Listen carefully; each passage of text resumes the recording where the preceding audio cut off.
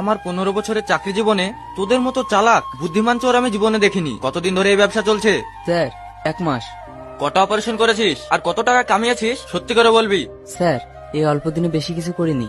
আমার বন্ধুর প্রেমিকার বিয়ে আটকেছি আর কিছুদিন গাড়ি ধরেছি। আর আর কি? এই এলাকার টনি মস্তানের মাল আটক করে 10 লাখ টাকা নিয়েছি। মালগুলো নিয়ে চলে এসেছি। বিখ্যাত স্মাগলার টনি? হ্যাঁ স্যার। মালগুলো কোথায় আছে?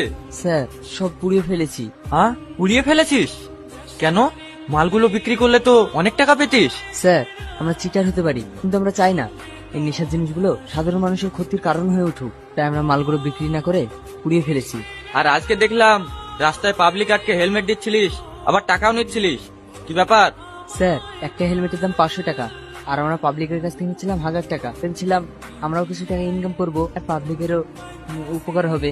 Good, very good. কিছু করার নাই, এবার জেলের ভাত খেতে